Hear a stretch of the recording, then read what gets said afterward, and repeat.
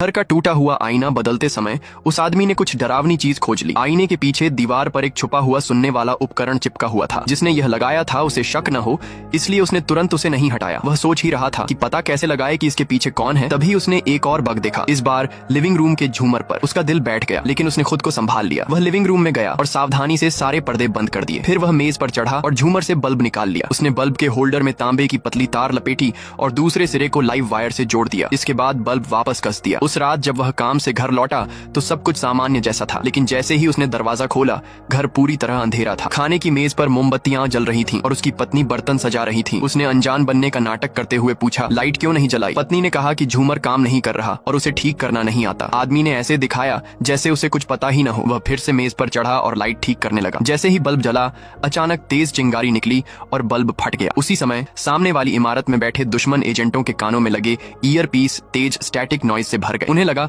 कि पुराने तारों को चूहों ने कुतर दिया और शॉर्ट सर्किट की वजह से बग नष्ट हो गया। आदमी ने अपनी पत्नी को घर से दूर भेजने के लिए एक बहाना बनाया। वह बाहर जाने का नाटक कर पास ही कार पार्क करके छिप कर देखने लगा। जैसा उसने सोचा था वैसा ही हुआ। जासूसों ने जैसे ही घर खाली देखा उन्होंने बग दोबारा लगाने के लिए आदमी भेज दिया। वह आदमी छाया से यह सब देख रहा था। अब उसे यकीन हो गया कि ये लोग जोंगटोंग यानी केंद्रीय जांच ब्यूरो से जुड़े हैं। इसका मतलब था कि वे उस पर शक करने लगे थे कि वह एक अंडरकवर एजेंट है। अपनी पहचान बचाने के लिए उसने एक चालाक योजना बनाई। उसने अपने कुछ जुनटोंग यानी सैन्य खुफिया एजेंसी के साथियों को श्याओमान डांस हॉल बुलाया। उसका मकसद था कि जुनटोंग के लोग सोचें कि उसका पीछा किया जा रहा है, ताकि वे जोंगटोंग एजेंटों से भिड़ जाएं और दोनों एजेंसियों में टकराव शुरू हो जाए। उसने साथियों के बीच अफवाह फैलाना शुरू कर दिया कि हाल ही में कोई उसका पीछा कर रहा है। फिर वह उन्हें लेकर डांस हॉल पहुंचा। अचानक उसने मुड़कर पीछा कर रहे एक जासूस के सिर पर शराब की बोतल फोड़ दी। उसने सबके सामने चिल्लाकर उस जासूस को पकड़ डालने का आदेश दिया। आदमी जानता था कि उसकी योजना सफल हो गई है। अब जल्द ही जुनटोंग और जोंगटोंग आपस में भिड़ने वाले थे। दोनों के बीच टकराव होने से